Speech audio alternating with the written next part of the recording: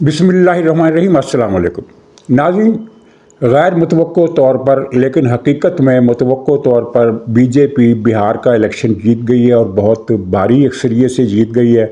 और अब ये कहा जा सकता है कि पाक भारत जंग का ख़तरा पैदा हो गया है। ज़रूरी नहीं कि जंग लाजमन हो, लेकिन इम्कान इस बात का मौका पैदा होने की शक्ल निकल आई है। और पाकिस्तान में जो चल रहा है ये बहरान है या महज एक तूफ़ान है। ऐसा तूफ़ान जिसे बहरान में बदलने की कोशिश की जा रही है। और अदलिया के किरदार के हवाले से भी कुछ तबसरे हैं। फिर ये कि सुहेल आफरीदी ने खैबर पख्तूनख्वा में 1000 हार्ड कोर दहशत गर्दों को रिहा करने का तहैया कर लिया है।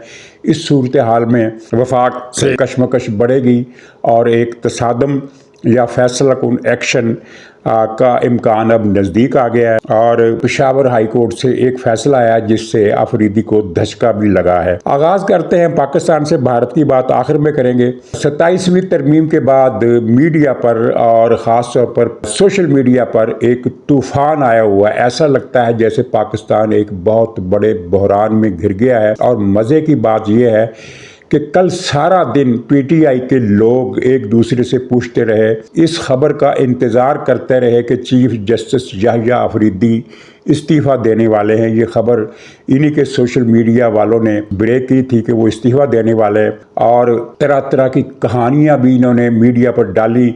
मसलन ये है कि जस्टिस साहब की वालदा मुहतरमा उनसे नाराज़ है, उन्होंने उनसे बात बंद कर दी है, घर छोड़कर चली गई हैं। और ये कहा है कि जब तक तुम इमरान खान को रिहा नहीं करते मैं तुम्हारा मुंह नहीं देखूंगी। इस तरह की खबरें खुद से घड़ कर इन्होंने सोशल मीडिया पर फैलाई।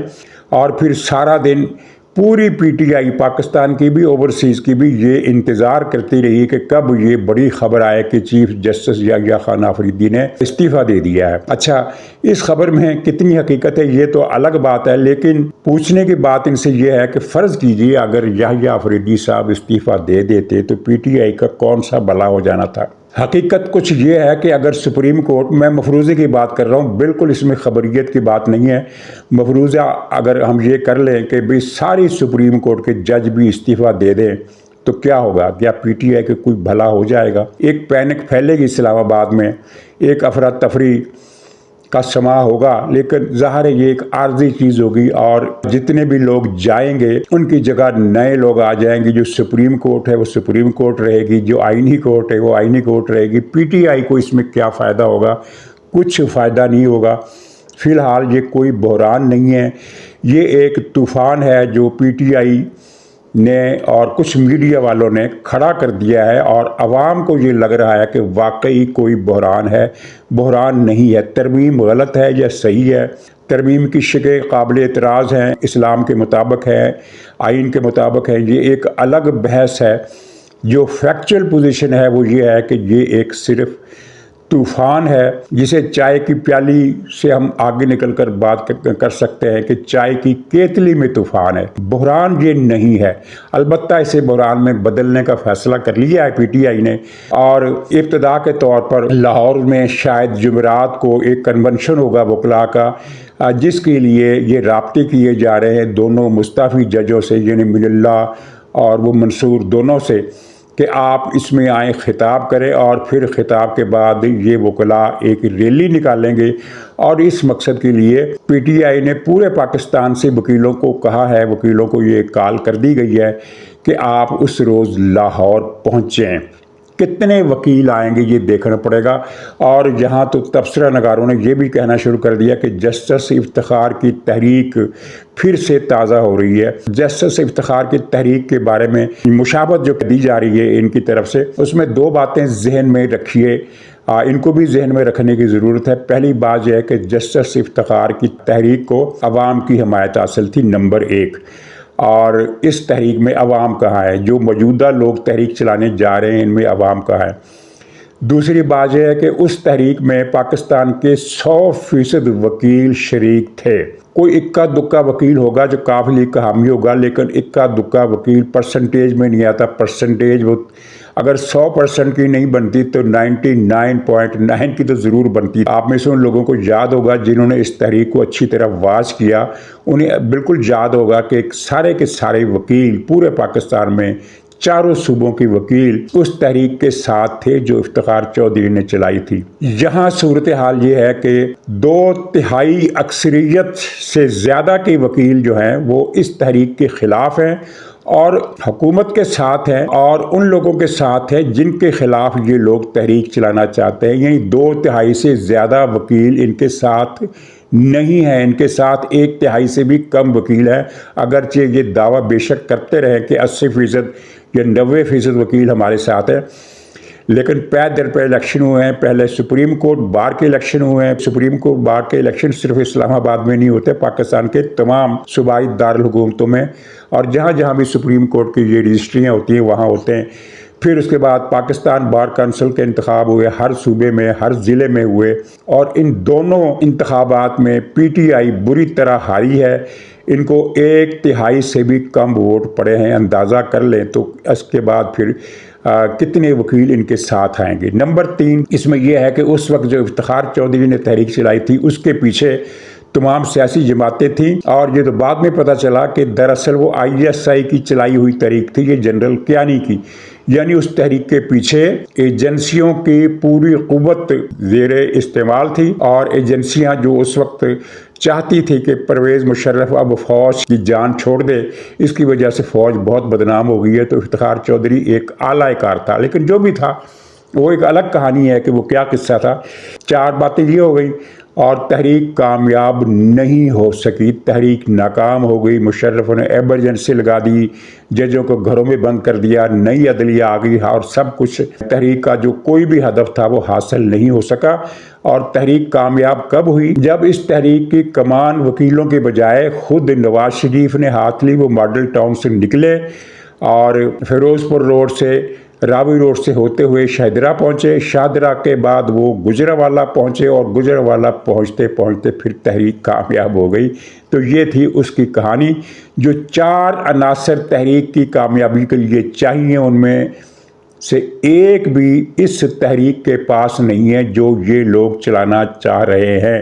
اور اگر یہ دونوں جج منصور من اللہ اگر اس روز وکیلوں کے پی ٹی آئی کی وکیلوں کے اجتماع میں آتے ہیں اور جلوس کی قیادت کرتے ہیں تو ان کی تشخص کو اور زیادہ نقصان پہنچے گا. پہلے ہی یہ ڈیمیج ہو چکے ہیں، کیونکہ جب یہ خاص طور پر جیسے من اللہ ضمیر کی بات کرتا ہے تو استغفر اللہ کہنے کو دل کرتا ہے کہ یعنی من اللہ اور ضمیر، وہ من اللہ جو پرویز مشرف کی صوبائی کابینہ کا وزیر تھا، اور وہ من اللہ جس نے جسٹس شوکت صدیقی کا عدالتی قتل کر کے اس کی عدالتی میت پر اس نے پاؤں رکھے اور اسلام آباد ہائی کورٹ کا چیف جسٹس بن گیا. وہ من اللہ ضمیر کی بات کرے تو اسد اللہ خان کا ایک شعر کا مصرع ہے، اس وقت وہ غالب تخلص نہیں کر سکتے تھے، اسد اللہ یا اسد تخلص کرتے تھے، اور اس مصرے میں انہوں نے اپنا پورا نام استعمال کیا. اور دوسرا مصرع یہ تھا کہ اسد اللہ خان قیامت ہے، کہ یعنی من اللہ جیسے لوگ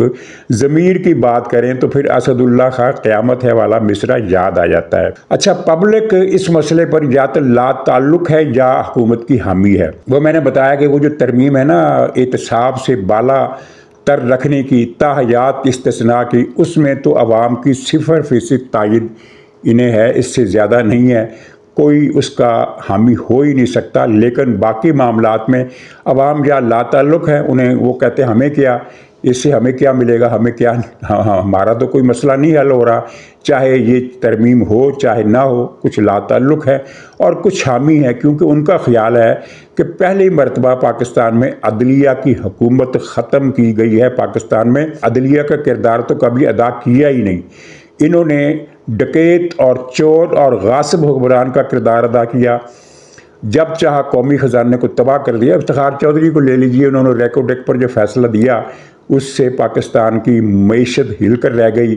پاکستان کو اربوں ڈالر کا، اربوں روپے کا نہیں، اربوں ڈالر کا نقصان ہوا. اور ہم جب ذکر کرتے ہیں کہ عدلیہ میں جسٹس منیر جیسے ابلیس آئے تھے جنہوں نے عدلیہ کا قبلہ ٹیढ़ا کیا، لیکن اس کے بعد تو عدلیہ نے پھر اندھیر نگری کا طوفان مچا دیا نا۔ آج اس وقت پاکستان میں جتنے بھی جرائم ہو رہے ہیں، مجرم بے خوف کیوں ہیں؟ چاہے وہ ڈکیت ہوں، ڈکیتی کے دوران قتل کرنے والے ہوں، چاہے وہ منشیات کے سمگلر ہوں، ڈرگ ڈیلر ہوں، چاہے وہ جعلی دوائیں بنانے والے ہوں، چاہے وہ بچوں کو اغوا کر کے قتل کرنے والے ہوں، چاہے وہ عورتوں کے چہروں پر تیزاب ڈال کر انہیں برباد کرنے والے ہوں، چاہے وہ رشوت لینے والے ہوں، چاہے وہ جال سازی اور ملاوٹ کرنے والے ہوں، کسی بھی قسم کے جرائم میں ملوث افراد کو یہ اطمینان ہوتا ہے کہ ڈرنے کی ضرورت نہیں ہے۔ عدلیہ ہمارے پیچھے، اور عدلیہ ان کے پیچھے ہے، رہی ہے اور اب بھی ہے۔ کوئی مجرم بھی ہو، کتنے ہی ثبوت دے، پولیس پکڑے انہیں، FIA پکڑے انہیں، کوئی اور ادارہ پکڑے، عدالت سے چھوٹ جائیں گے، ضمانت ہو جائے گی، اسٹے آرڈر ہو جائے گا۔ اور پاکستان میں جرائم کی 90% ذمہ دار یہ عدلیہ ہے، اور اسی وجہ سے عوام کا ایک بڑا طبقہ خوش ہے کہ چلو ان ظالموں کو نتھ ڈالنے والا بھی کوئی آیا۔ اب یہ جج وہی رہیں گے، وہی لوگ جج رہ سکیں گے جو قانون اور انصاف اور آئین کے مطابق اپنی ذمہ داریاں ادا کریں، نہ کہ بادشاہت کریں اور مجرموں کی پشت پناہی کریں۔ تو مجھے نہیں لگتا کہ یہ کوئی تحریک چلا سکیں گے۔ تحریک میں جو کامیابی کے لیے یا کم سے کم اس کے آگے بڑھنے کے لیے جن 4 عوامل کی ضرورت ہے، ان میں سے ایک بھی ان کے پاس نہیں ہے۔ عوام موجودہ حکومت سے خوش نہیں ہے، اس میں کوئی شک نہیں، لیکن وہ کسی بھی صورت PTI کے لوگوں کو اپنے عزائم پورا کرنے کے لیے اپنا کندھا نہیں دیں گے۔ یہ بات ہم نے 3 سال میں دیکھی ہے، ثابت ہوتے ہوئے، اور آئندہ بھی دیکھیں گے۔ اس موضوع پر مزید بات کرنے کی ضرورت نہیں، آگے چلتے ہیں۔ پختونخوا میں سہیل آفریدی وزیر اعلیٰ، اس نے جو قانون آج سے وہ میرے خیال میں 14-15 سال پہلے نافذ کیا گیا تھا، action in aid of civil power, اس کے تحت 2-3 باتیں تھیں۔ ایک تو یہ کہ دہشت گردوں کو پکڑا جائے گا، علاقے میں دہشت گردوں کے خلاف آپریشن کیا جائے گا۔ یہ زیادہ تر یہ 2 نکات کے گرد ہی یہ قانون گھومتا تھا۔ اب آفریدی نے کابینہ کا اجلاس بلا کر کل اس میں باقاعدہ فیصلہ کر لیا ہے کہ یہ قانون ختم کیا جائے گا، یعنی فوج آپریشن نہیں کر سکے گی۔ پختونخوا کی حکومت نے یہ اعلان کر دیا۔ اگرچہ اس اعلان پر عمل نہیں ہو سکے گا، فوج کے آپریشن جاری رہیں گے۔ ان آپریشن میں عوام کی حمایت حاصل کرنے کے لیے ضروری ہے کہ فوج کولیٹرل ڈیمیج سے بچے جہاں تک ہو سکے۔ کل بھی ایک بارات پر گولہ گرا، اس میں 8 افراد زخمی ہو گئے۔ شکر ہے کہ کوئی جان ضائع نہیں ہوئی، لیکن 8 افراد زخمی ہوئے، اور اس بات پر ظاہر علاقے میں اشتعال ہے۔ اس طرح کے واقعات سے بچنا ہوگا، لیکن آپریشن بہرحال ہوتے رہیں گے، آفریدی نہیں روک سکتا۔ اور یہ آفریدی ہی کا فکرہ ہے کہ کسی کا باپ بھی مجھے نہیں روک سکتا، تو اس کا فکرہ دل کرتا ہے کہ اسی پر الٹ دیا جائے کہ کسی کا باپ بھی آپریشن ہونے سے نہیں روک سکتا، لیکن ظاہر ہے یہ متانت کے خلاف ہے اس طرح کی بات کرنا۔ خلاصہ یہ ہے کہ یہ آپریشن تو نہیں روک سکتا۔ دوسرا یہ ہے کہ اس قانون کے ختم ہوتے ہی 1000 کے قریب، یعنی 972 ہارڈ کور ٹیررسٹ جو بڑے خطرناک بم حملوں اور دہشت گردی کی بڑی بڑی وارداتوں میں ملوث ہیں، وہ رہا ہو جائیں گے۔ پختونخوا صوبے کے اٹارنی نے ان کو بتایا کہ یہ کام آپ مت کیجئے، کابینہ کی بریفنگ میں یہ انہیں کہا گیا، اور اس پر فیصلہ ہوا ہے کہ انہیں بڑے ٹیکنیکل طریقے سے رہا کیا جائے گا۔ ٹیکنیکل طریقہ کیا ہے؟ قانون تو ختم ہوگا، اس میں تو کوئی کلام ہی نہیں ہے کہ یہ تو طے کر لیا ہے کہ قانون ختم ہوگا۔ قانون ختم ہوتے ہی یہ رہا ہو جائیں گے، تو ان پر پھر نئے سرے سے دفعات لگائی جائیں گی، نئے سرے سے مقدمات چلائے جائیں گے۔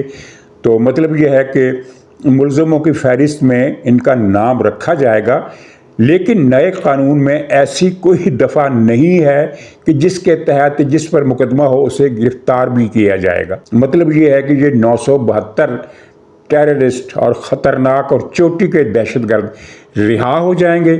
اس کے بعد حکومت کہے گی کہ ہم ان کو پکڑ لیں گے، دوبارہ پکڑ لیں گے، یہ دیکھو ہم نے مقدمے بنانا شروع کر دیے ہیں، لیکن گرفتاری نہیں ہوگی۔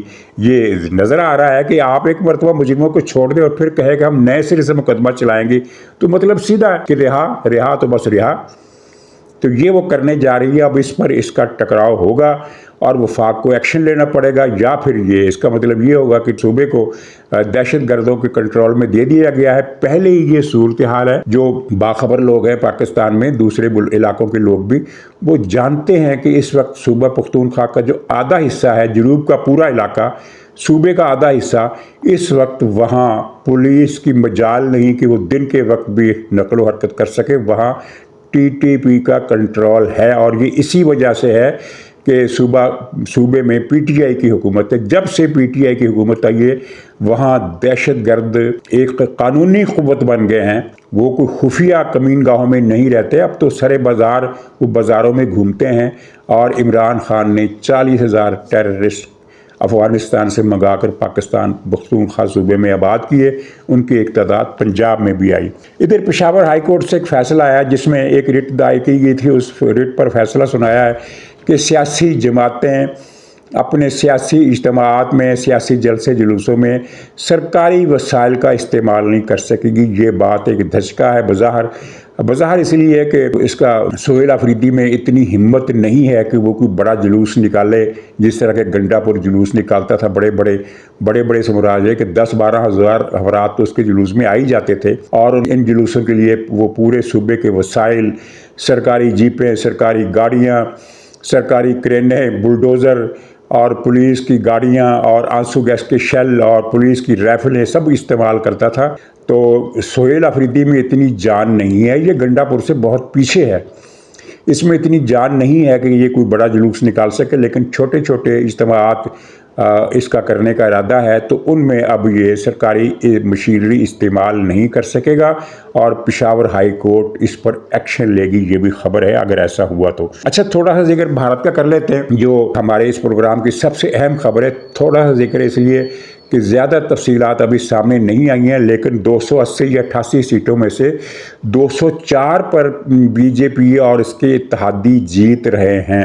ان میں سے 90 سیٹیں تو بی جے پی خود لے جا رہی ہے، یعنی کہ اکثریت سے کچھ کم، اور باقی سیٹیں جو ہے وہ اس کی اتحادی جماعتیں لے جا رہی ہیں، اور اپوزیشن کا جو اتحاد ہے وہ صرف ابھی تک کی اطلاعات کے مطابق صرف 40 یا 35 سیٹوں پر جیت رہا ہے۔ حتمی نتائج آنے پر ہو سکتا ہے کچھ رد و بدل ہو جائے، لیکن فی الحال تو یہی نظر آ رہا ہے کہ بی جے پی وہاں بھاری اکثریت، یعنی 2/3 اکثریت لے گئی ہے، کیونکہ 288 سیٹوں میں سے 200 سے زیادہ سیٹوں پر یا 204 سیٹوں پر اگر وہ جیت رہی ہے تو یہ 2/3 اکثریت ہے۔ ایک غیر متوقع خبر ہے اس لحاظ سے، کیونکہ عمومی اندازہ یہ تھا کہ بی جے پی یا تو ہار جائے گی، یہ اندازہ 2 مہینے پہلے کا ہے کہ یا تو ہار جائے گی یا بڑا پھر ٹف مقابلہ ہوگا، لیکن ہوا کیا، جس لیے میں نے کہا کہ یہ متوقع بھی تھی۔ متوقع اس طرح کہ بی جے پی نے ایک واردات ڈالی جس کا علم اپوزیشن کو بعد میں ہوا، اپوزیشن نے اس پر بڑا شور بھی مچایا اور بہت احتجاج بھی کیا، لیکن اس کے بس میں کچھ نہیں۔ عدالتیں بی جے پی کے ساتھ ہیں، انہوں نے ان کی درخواستیں مسترد کر دیں۔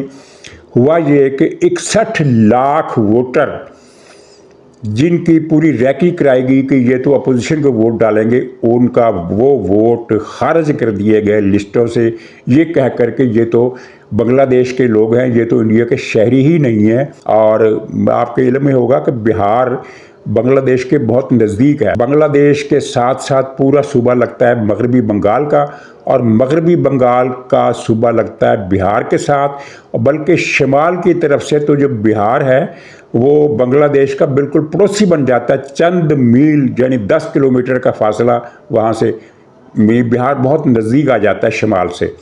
بنگلہ دیش کا اور بہار کا بڑا پرانا رشتہ رہا ہے، بہت سارے بہاری مغربی بنگال میں آباد ہیں، یعنی مصری پاکستان میں تو جب بنگلہ دیش بنا تو بہاریوں کو صفایا کر دیا گیا تھا، لیکن مغربی بنگال میں بہت سارے بہاری ہیں، اور مغربی بنگال میں بہت سارے بنگالی ہیں، مغربی بنگال میں بنگلہ دیش سے آئے ہوئے لوگ ہیں، اور پھر بہار کے مشرقی علاقوں میں بنگالی آبادی ہے۔ آپ نے وہ فلم دیکھی ہوگی انڈیا کی بڑی مشہور دا گینگز آف واسے پور، شاید 2 پارٹ تھے اس کے، تو یہ فلم بہار کے اس حصے میں ہے جو اب تو خیر آ گیا ہے اس میں جھارکھنڈ، لیکن یہ وہ علاقہ ہے جو ماضی میں کئی مرتبہ مغربی بنگال کا حصہ رہا ہے اور کئی مرتبہ بہار کا حصہ رہا ہے، تو اتنا قریبی رشتہ ہے۔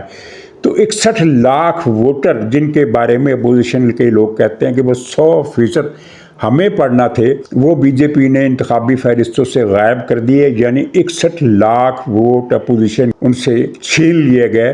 تو اس صورت میں تو یہ کامیابی غیر متوقع نہیں تھی، متوقع کامیابی تھی۔ بہرحال ایک بھاری اکثریت ہے، 350 سیٹوں میں سے 200 پلس سیٹیں لے لینا کوئی چھوٹی بات نہیں ہے۔ تو میں نے اپنے پروگراموں میں مسلسل یہ کہا تھا کہ بھارت سے جنگ کا خطرہ نہیں ہے، کم سے کم بہار کے الیکشن ہونے تک کوئی خطرہ نہیں ہے، کیونکہ مودی رسک نہیں لے گا کہ اسے مار پڑے اور یہ مار جو ہے وہ الیکشن پر اثر انداز ہو۔ تو اب وہ الیکشن جیت چکا ہے، تو وہ پاکستان کے ساتھ جنگ کرنے کا، چاہے وہ محدود جنگ ہو چاہے کچھ محدود سے بڑھ کر ہو، اس کا رسک لے سکتا ہے تاکہ اگلے قومی الیکشن میں وہ اپنی 2/3 یا کم سے کم اکثریت کے ساتھ حکومت بنا سکے، کیونکہ اس وقت مرکز میں جو بی جے پی کی حکومت ہے وہ اکیلے بی جے پی کی نہیں، یہ مخلوط اتحاد کی حکومت ہے۔ اگر اتحادی جماعت اس سے الگ ہو جائے تو بی جے پی کی حکومت گر جائے گی۔ تو ان کی کوشش ہوگی کہ اگلے الیکشن میں ہم تنہا اکثریت جیتیں تاکہ ہمارے گرنے کا خطرہ نہ ہو، اور جو ایجنڈا نافذ کرنا چاہے وہ نافذ کر سکے، اتحادیوں کی طرف سے اس کی مخالفت کا امکان نہ ہو۔ تو یہ صورتحال ہے۔ اب دیکھیے کہ کیا نقشہ بنتا ہے۔ ادھر سے بھارت کا خطرہ تھوڑا تیز ہو گیا، تھوڑا زیادہ نمایاں ہو گیا، اور ادھر پاکستان میں ایک مصنوعی طوفان کو ایک بحران کی شکل میں بدلنے کی کوشش کی جا رہی ہے۔ ناظرین اجازت دیجیے، انشاءاللہ اگلے ولاگ میں پھر ملاقات ہوگی، تب تک کے لیے خدا حافظ۔